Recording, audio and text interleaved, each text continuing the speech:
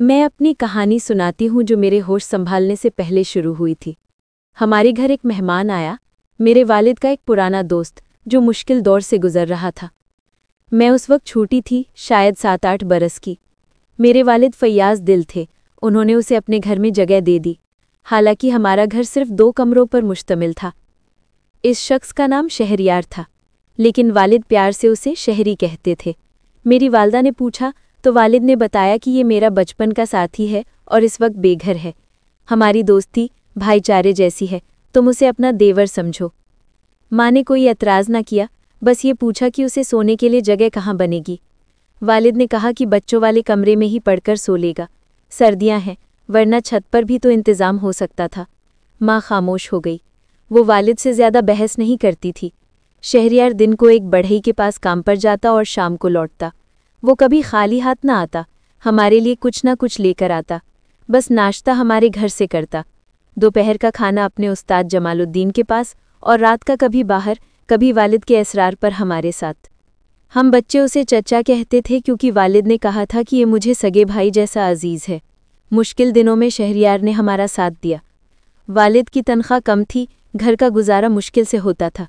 शहरयार के आने से हालात बेहतर होने लगे। जब घर का सामान ख़त्म होता तो वो अपने पैसों से राशन ले आता। वो कहता कि मैं भी उस घर का फ़र्द हूँ, इसकी खुशहाली में मेरा भी तो हिस्सा बनता है।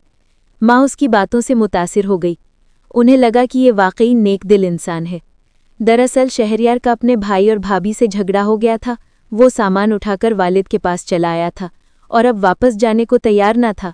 उसने अपनी आमदनी का एक हिस्सा घर के अखराजात में देना शुरू कर दिया। इस तरह मिलजुल कर अच्छी ज़िंदगी गुजरने लगी। माली तौर पर वालिदीन को सहूलत हो गई। हम कुल 4 बहन भाई थे, सब मुझसे छोटे। ये नादानी का वक्त था। मुझे शहरयार चचा बहुत अच्छे लगते थे। वो पानी मंगवाता या कोई काम कहता तो मैं दौड़ कर देती। बच्चे खाने पीने के शौकीन होते हैं और शहरयार चचा हमारे लिए रोज़ कोई ना कोई चीज़ लाते, बिस्कट, टाफियाँ या फल। माँ को कोई एतराज़ न था, वो इसे घर का फ़र्द मान चुकी थी। एक कमरे में वालिदीन सोते, दूसरे में हम बच्चे फर्श पर। कमरे में एक चारपाई थी जो पहले मेरी थी, लेकिन अब शहरयार चचा को मिल गई थी। लेकिन अब तो इस शख्स को चचा कहते हुए मेरी ज़बान कांपती है। अपनी ज़िंदगी का ये वाक़या मैं उसलिए बयान कर रही हूँ ताकि वो वालिदीन गैरों पर भरोसा करते हैं, वो मेरी ज़िंदगी से सबक हासिल करें। दुनिया में कोई किसी का नहीं होता। अपने गैर तो बन सकते हैं, लेकिन गैर अपने नहीं बन सकते। बच्चे दिन भर खेल कूद में थक कर रात को गहरी नींद सोते। हम भी फर्श पर तहबंदे बिछाकर सो जाते। मैं स्कूल के अलावा माँ की काम भी करती, इसलिए बहुत थक जाती। रात को ऐसी गहरी नींद आती कि किसी बात का होश ना रहता। चौथी जमात की बच्ची को किस बात का इतराक होता। जब मेरे बहन भाई सो जाते तो रात को ये शख्स मुझे उठाकर अपनी चारपाई पर लेटा लेता। मुझे किसी बात का मतलब समझ न आता। मैं नींद में डूबी रहती, कभी सो जाती, कभी जाग जाती।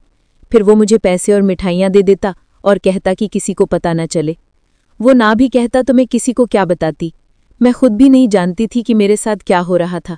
वक्त गुजरता गया, यहाँ तक कि मैंने होश संभाला तो भी शहरयार को वही हरकत करते पाया। लेकिन अब फ़र्क ये था कि वो साथ में गंदी बातें भी करता। वो बातें कभी मेरी समझ में आ जाते, कभी सर के ऊपर से गुजर जाते। मुझे कभी ख्याल ना आया कि ये सब कुछ मेरे हक में बुरा था और मैं खसारे में पड़ती जा रही हूँ। हम बच्चों के कमरे के साथ थोड़ी सी ज़मीन थी।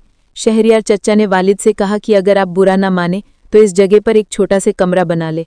बड़े तो अपना दोस्त है, छत, खिड़कियाँ, दरवाजे कम पैसों में बन जाएंगे और मजदूरी मैं खुद कर लूँगा। वालिद बहुत खुश हुए। वैसे भी घर में एक कमरे की ज़रूरत थी। देखते ही देखते चंद दिनों में एक छोटा सा कमरा तैयार हो गया। शहरयार चचा ने हमारे कमरे के दरमियान एक दरवाज़ा बना दिया ताकि नया कमरा दूसरे कमरे से जुड़ा रहे। वालिद ने नए कमरे में नई चारपाई डलवाकर ये कमरा शहरयार चचा के हवाले कर दिया ताकि वो आराम से रह सके और बच्चे अपने कमरे में पढ़ाई कर सके। हम बहन भाई अपने कमरे में सोते थे और शहरयार चचा अपने कमरे में। रात को जब मेरे वालिदीन और बहन भाई सो जाते तो शहरयार चचा चुपके से हमारे कमरे में आ जाता। अब मुझे समझ आने लगी थी। मैं उसे कहती कि शहरयार चचा, रात को हमारे कमरे में मत आया करो, वरना मैं वालिदीन को बता दूंगी। शहरयार चचा मुझे कहता कि तेरा बाप तेरी बात मानेगा, वो तो मेरी बात का यकीन करेगा क्योंकि मैं उसे आधे पैसे देता हूँ।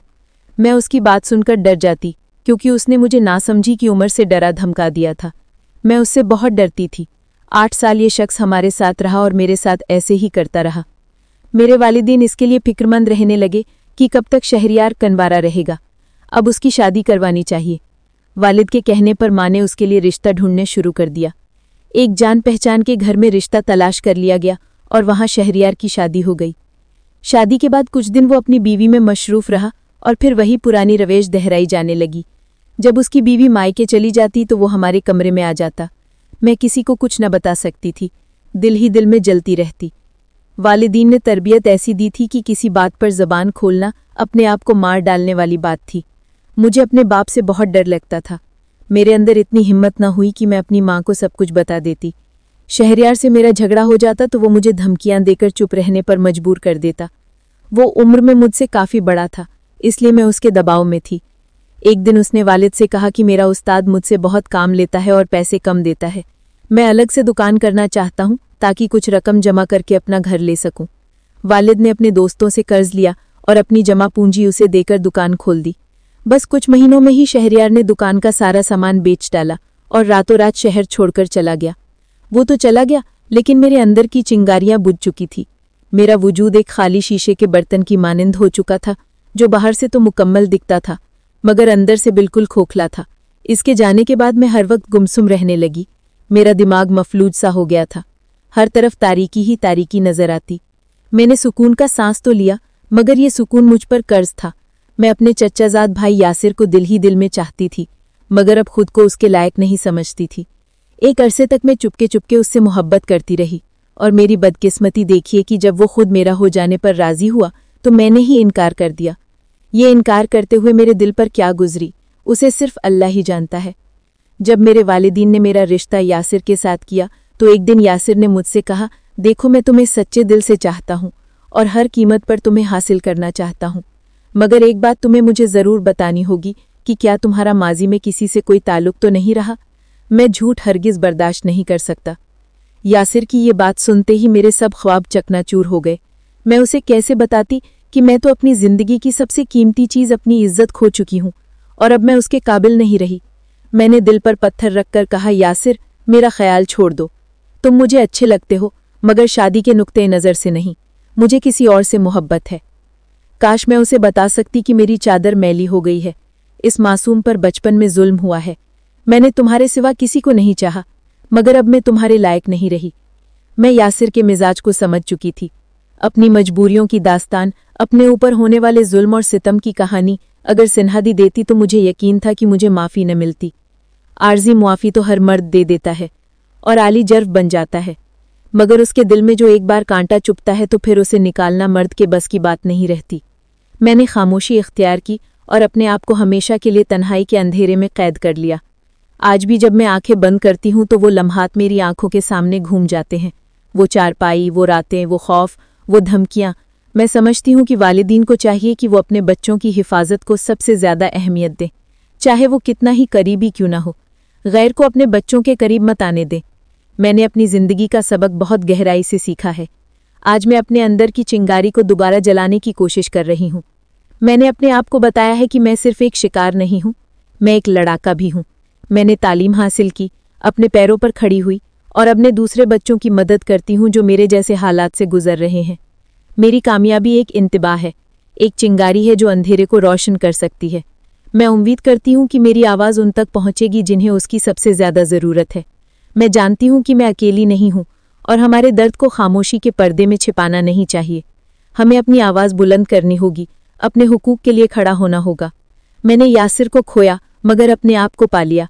मैंने सीखा कि ज़िंदगी सिर्फ एक शख्स पर ख़त्म नहीं होती। मैंने अपनी ज़ात में वो ताकत ढूंढ ली जो मुझे आगे बढ़ने की कुव्वत देती है। आज मैं एक मजबूत औरत हूँ जो अपने माजी से डरती नहीं बल्कि उसे कबूल करती है। मैं जानती हूँ कि मेरी कद्र इसमें नहीं कि दूसरे मुझे कैसे देखते हैं, बल्कि इसमें है कि मैं खुद को कैसे देखती हूँ। मैंने मुआफ़ी का सबक सीखा है। मैंने शहरियार को माफ़ कर दिया है, न इसलिए कि वो उसका मुस्तहिक था, बल्कि इसलिए कि मैं अपने दिल के बोझ को हल्का करना चाहती थी। मैंने अपने वालिदीन को माफ़ कर दिया है क्योंकि वो नादानिस्ता तौर पर इस सुरहाल के जिम्मेदार बने। सबसे अहम, मैंने खुद को माफ़ कर दिया है क्योंकि मैंने सीख लिया है कि मैं कसूरवार नहीं थी। मेरी कहानी यहीं ख़त्म नहीं होती। मैंने अपने लिए एक नई शुरुआत की है। मैंने एक छोटा सा इंतज़ामी मरकज़ खोला है जहां मैं बच्चों को उनके हुकूक के बारे में आगाह करती हूं। मैं उन्हें सिखाती हूं कि किस तरह महफूज छूने और गैर महफूज छूने में फ़र्क करें। मैं उन्हें बाख्तियार बनाती हूं ताकि वो किसी के जुल्म का शिकार न हो। मेरी ये कोशिश है कि कोई बच्चा मेरी तरह के दर्द से ना गुजरे। मैंने अपनी ज़िंदगी का मकसद ढूंढ लिया है। मैं जानती हूं कि मेरी मौजूदगी का मकसद सिर्फ अपने लिए नहीं बल्कि दूसरों के लिए भी है। मैं एक चिंगारी हूं जो अंधेरे को रोशन कर सकती है। मैं एक आवाज़ हूं जो खामोशी तोड़ सकती है। मैं एक ताकत हूं जो कमज़ोरों को मजबूत बना सकती है। मेरी कहानी एक अलमिया नहीं, एक फतह है। मैंने अपने अंदर के शैतानों को शिकस्त दी है और अपनी ज़िंदगी को एक नई सम्मत दी है। मैं उम्मीद करती हूं कि मेरी कहानी उन लोगों तक पहुंचेगी जिन्हें उसकी ज़रूरत है। मैं चाहती हूं कि हर वो शख्स जो किसी सदमे से गुजर रहा है वो जान ले कि वो अकेले नहीं है। हम मिलकर इस जुल्म के खिलाफ आवाज़ उठा सकते हैं। हम मिलकर एक बेहतर मुआशरा बना सकते हैं जहां हर बच्चा महफूज हो